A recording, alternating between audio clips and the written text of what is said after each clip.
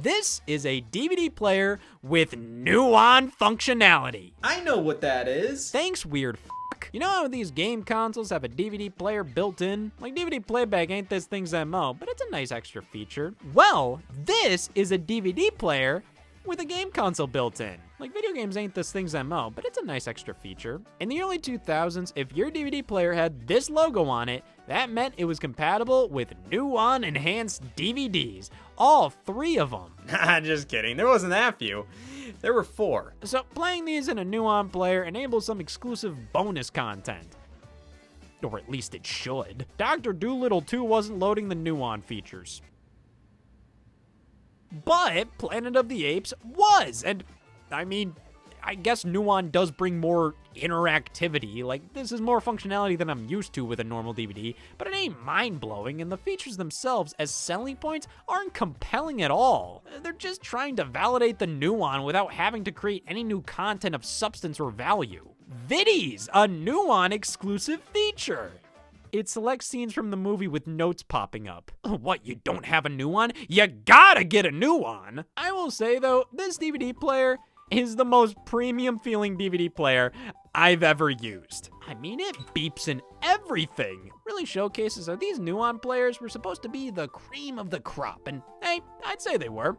When it came to goddamn anything but the Nuon stuff, like, my god, who the hell cares? Oh, nice, that answers my question. Nobody. Yes, video games exclusive to Nuon DVD players. I know this is less movies for game consoles and more games for DVD players, but it's the Nuon. I'm not sure how organically I could bring any of this up elsewhere. My uncle just died. I've got a handful of Nuon games here, the first one being Ballistic. Yup. We've all played a game like this. It's a solid time, but solid enough to warrant putting the disc in. I mean, it's all the way over there. This type of game thrives as a downloadable or something. Just you can pop in, pop out. It's fun for 5 minutes. So I don't want to spend that time waiting for it to boot up. And my lord, the remote control has such absurd input delay. It's nearly unplayable, which is where the Nuon game controllers come in.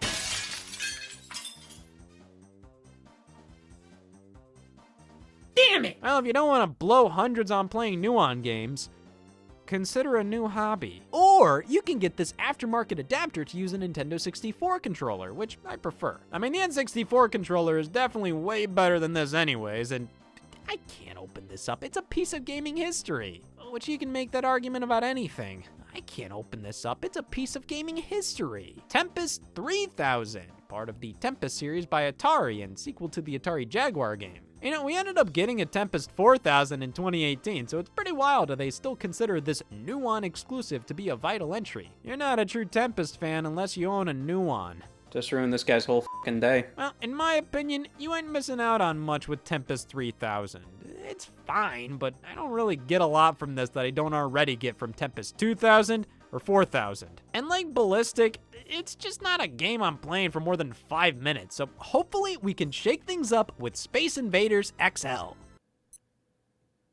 I can't do it. My lord, most of these Nuon releases aren't bad, but they just aren't anything. So tell me, would you pick the DVD player with like 5 games available for it, or the game console with thousands of games that can play any DVD you throw at it? That's what I thought.